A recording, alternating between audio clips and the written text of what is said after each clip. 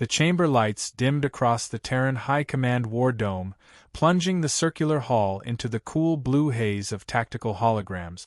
The air felt heavier than usual, thicker, charged, waiting. The emergency beacon from Horizon 17 floated above the center table. Frozen in its last recorded millisecond. Static. Explosions. A child's scream. Then nothing. Admiral Soren Vance stood motionless before it, jaw clenched, eyes locked on the flickering projection. He had seen war. He had seen horrors. But this was an attack on civilians, scientists, families. An act of extermination. Around him, leaders whispered in disbelief. They wiped out the entire outpost. Unprovoked. No survivors? Not even debris. They wanted nothing left. General Neris slammed a fist onto the hollow table, making the beacon distort. This was the Vrax Dominion. Their signature plasma residue is all over the transmission. The council chamber went silent. The Vrax, a warlike empire known for enslaving weaker species, they had always avoided humans. Until now. A soft chime echoed across the hall as the Terran Prime Minister entered, expression carved from stone. "Begin the session," she commanded. The holograms reformed into star maps, red lines tracing the destruction pattern, blue lines tracing the nearest Terran battle group. "Admiral Vance," she said, "give us your assessment." Soren stepped forward. His voice was calm, but every syllable felt like a thunderclap. Horizon 17 was not a military target. It was a civilian research colony. Their annihilation is an act of war. The Vrax Dominion has deliberately challenged human sovereignty and our existence. He glanced at the frozen transmission again. They killed families. "And what is your recommendation, Admiral?" the Prime Minister asked quietly. Soren raised his eyes to meet the council. His reputation preceded him. The quiet cataclysm, the man whose strategies had ended wars by the time others finished planning them. "Retaliation Directive Terra 0, he said. An audible gasp rolled through the hall. Someone swore under their breath. Terra 0. The most extreme retaliation protocol. A directive never before authorized. The Prime Minister exhaled slowly. "That would mean—" "Yes," Vance replied. "The complete eradication of the Vrax Dominion. Their fleets. Their infrastructure. Their homeworld." Silence again, thicker this time. The kind of silence that comes before irreversible decisions. General Neris cleared his throat. "If we do this, the galaxy will fear us." "They already do," Vance answered. "But fear is not the point. Justice is." Another voice spoke, Admiral Kalen, a strategist known for caution. "Are we certain the Vrax acted alone? Could this be a rogue faction? A false flag?" Soren shook his head. "The beacon's metadata confirms their weapon signatures. This was deliberate, coordinated, sanctioned." The Prime Minister straightened. "Then the answer is clear." Every screen in the chamber shifted to crimson.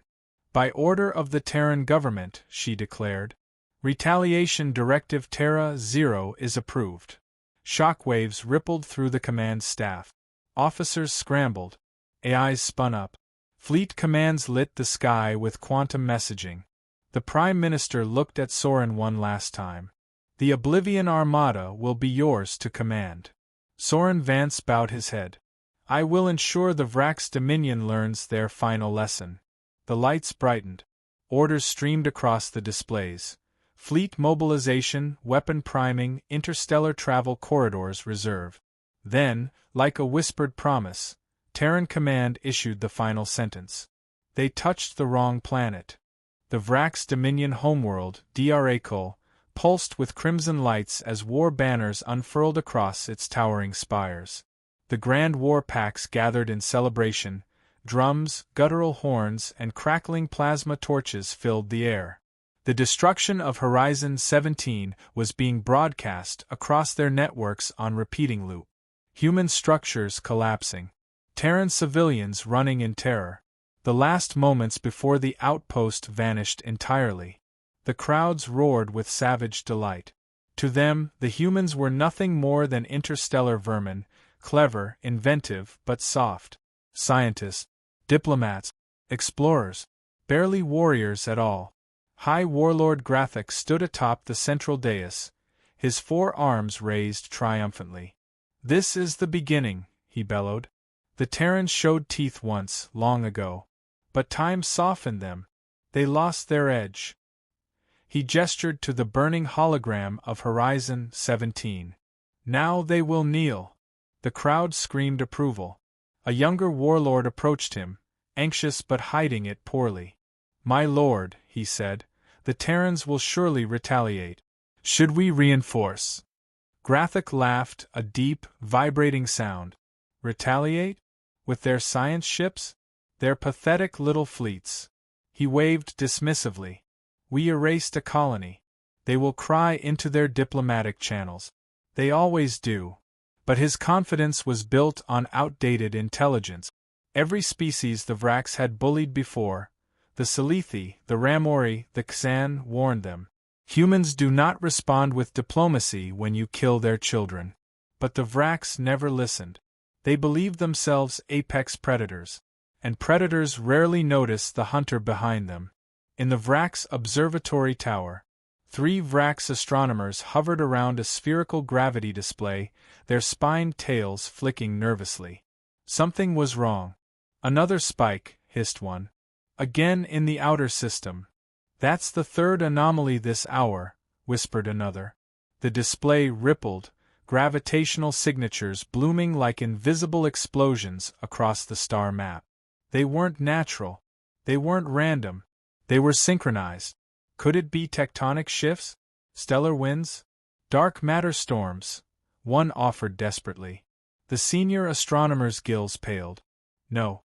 This is coordinated. These patterns indicate mass displacement.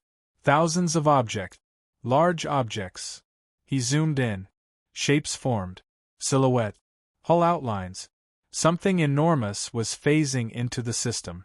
He recoiled with a choked gasp. "Contact command." Immediately.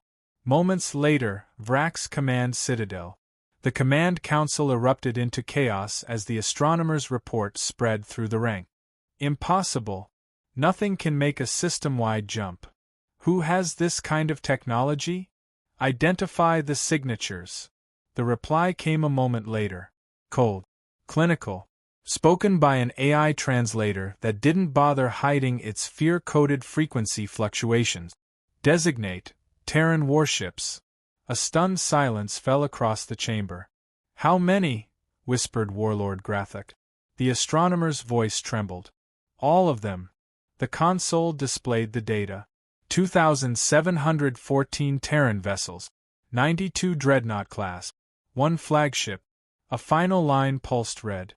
"Oblivion Armada, full deployment." Grathik's blood ran cold. The humans, they sent their whole armada? No one answered. Outside the Citadel windows, space itself began to distort, light warping, stars bending, reality trembling. And then, the first Terran dreadnought emerged from the void. A ship the size of a small moon, plated in black titanium alloy, engines burning white-hot, its name glowing across the hull. TAS Eternal Judgment. Every Vrax warlord felt it at once. A predator's presence. A hunter's shadow. An extinction-level storm. Grathik whispered the only words left in him. "We've made a terrible mistake." The sky above Outpost Hyperion 3 still carried the faint scars of orbital fire when the emergency channel blinked to life in the Unified Systems Command Center, an urgent red that only appeared for one reason: the attackers had returned. But this time, Earth was no longer listening passively. 1. The silence before the roar. In the subterranean Situation Hall beneath Geneva, hundreds of hollow screens shimmered with tactical overlays of the Karnathi Expanse, the region where Hyperion 3 had been annihilated. Admiral Rhea Solari stood at the helm, jaw locked, watching the incoming report from the scout ship. "Confirmed debris remains," the scout captain said.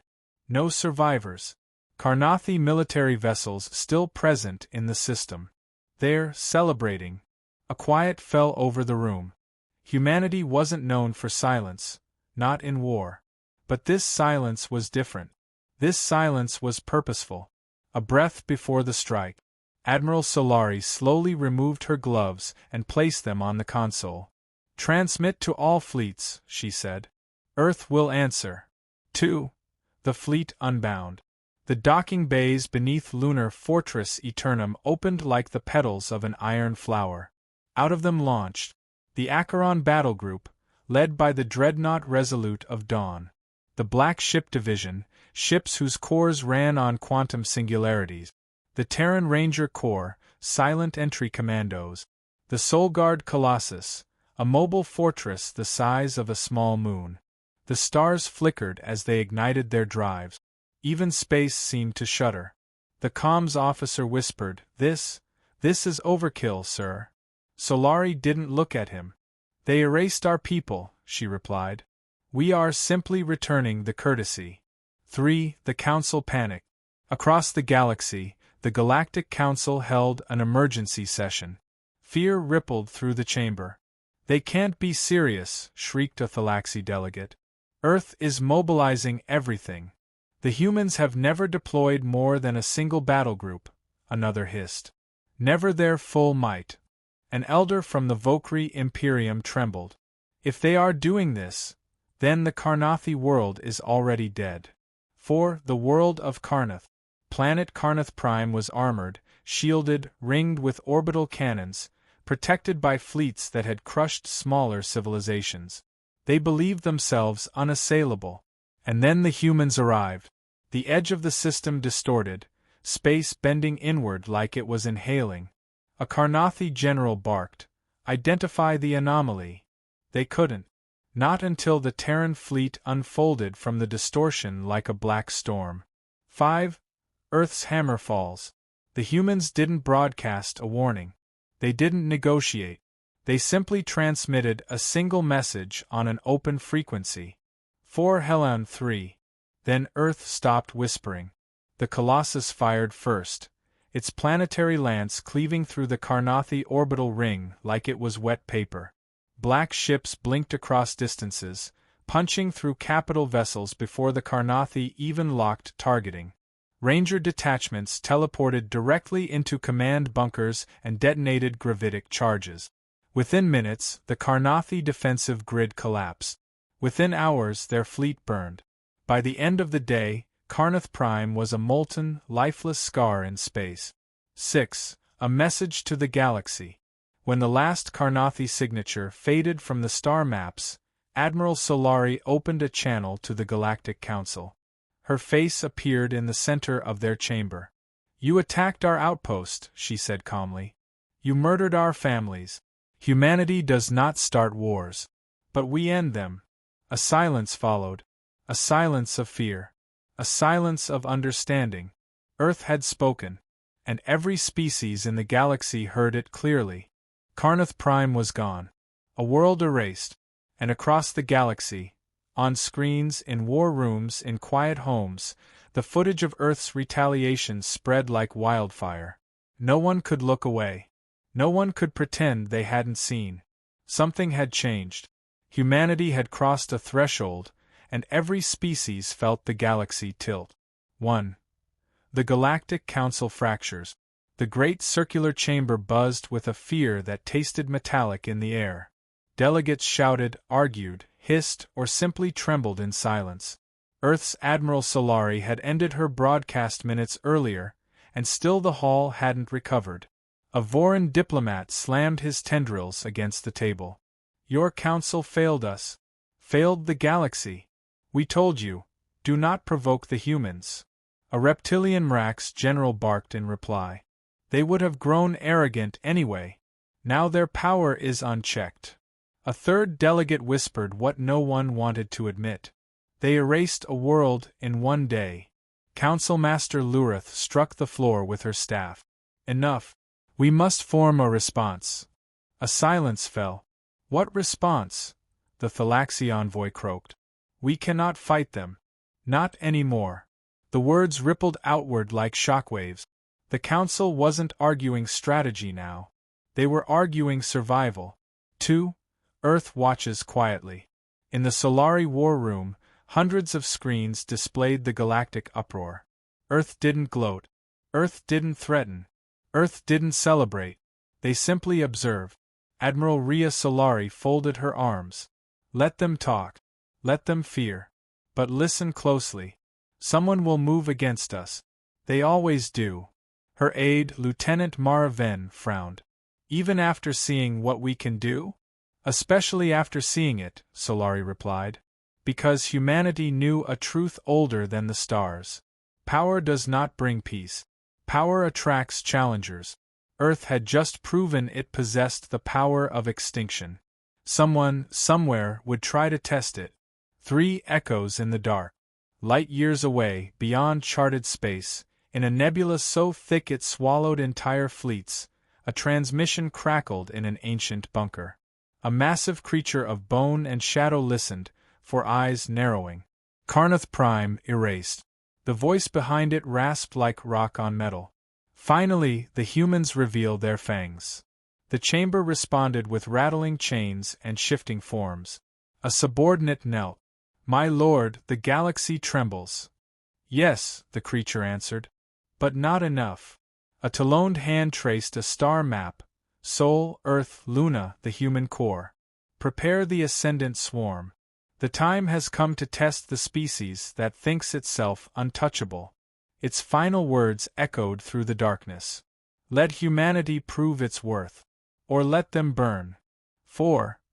The message Earth didn't want to hear. Back in the Sol system, long-range listening arrays caught a ghost signal, fragmented, encrypted in a format no species used anymore. The AI interpreter trembled. I don't know how to classify this, sir. It's ancient. Admiral Solari leaned forward. Play it. Static crackled. Then a voice, low and resonant, filled the chamber. We witnessed your destruction of Carnath Prime. Your weaponry is acceptable. We are coming. The audio dissolved into layered screeches, like 1,000 predators calling at once. Lieutenant Ven whispered. What was that? No one in the room spoke. No one moved. Finally, Solari straightened, face pale but composed. Send word to the Terran High Council. Her voice hardened. Tell them the galaxy is afraid of us, but something out there is not. 5. Humanity begins to prepare. Across Earth, Luna, Mars, and the outer colonies. Fleet yards ignited. Supercarrier ducts roared. Quantum armories opened. Dormant black ships awakened from cold storage. The Protocol Titanfall, dormant since the founding of the Sol Guard, was activated. Humanity had fought wars. Humanity had survived invasions. Humanity had erased a world. But this felt different. This felt like the beginning of a war Earth hadn't chosen, but one they would finish. In the darkness beyond the Perseus Veil, the stars went out. Not dimmed, not eclipsed, extinguished, one by one, like candles snuffed by a giant unseen hand. The first Terran patrol ship, TNS Vigilant Echo, sent a single, panicked message. It's not a fleet. It's a migration. There are millions of them. Then silence. Every Terran listening post along the Veil picked up the same reading. Not ships. Lifeforms. Living war machines. The Ascendant swarm had arrived. 2. The Terran line holds. Fleet Admiral Rhea Solari stood aboard the command bridge of TNS Hyperion Ascendant, Earth's most powerful dreadnought, watching sensor screens turn a sickly crimson. Contact in 90 seconds, the tactical officer whispered. Solari took a slow breath. All ships, she said, voice steady, initiate line of humanity protocol. No one questioned. Everyone understood. Human doctrine for unending waves. Frontline, Titans and dreadnoughts. Midline, rail bastions and carrier walls. Rear, destroyer nets and medical arcs. A fortress in space. A wall of steel, plasma, and unwavering resolve. Remind them, Solari said quietly, that the line never breaks. 3. The first collision. The swarm hit like a biological tsunami. Millions of chitin-plated leviathans slammed into the Terran fleet, shrieking through the vacuum. Their bodies generated their own thrust, their own shields, their own weaponry. They were ships, soldiers, and ammunition all in one. Terran plasma burned holes through them. Rail slugs vaporized them. Fusion torpedoes shredded them. But still they came, wave after wave after wave. A destroyer captain screamed over comms. "They're eating the hull. They're eating." Static. A Titan-class warship died next. Then 5 more. But the line held. Humanity didn't bend. Humanity didn't retreat. Humanity didn't yield. Every loss, every breach, every dying scream only made the Terrans fight harder. For humanity's hidden weapon. The swarm adapted too quickly. They learned Terran firing patterns. They grew new armor mid-battle. They started overwhelming the Titans. Solari knew what that meant. "Activate Protocol Eclipse," she ordered. The bridge fell silent. "But Admiral, that weapon hasn't been used since." "Since never," Solari corrected. "It was designed for this." Deep within the Hyperion Ascendant's core, a sealed chamber hissed open. Inside lay a sphere of anti-light, swirling like a black sun. The Singularity Lance.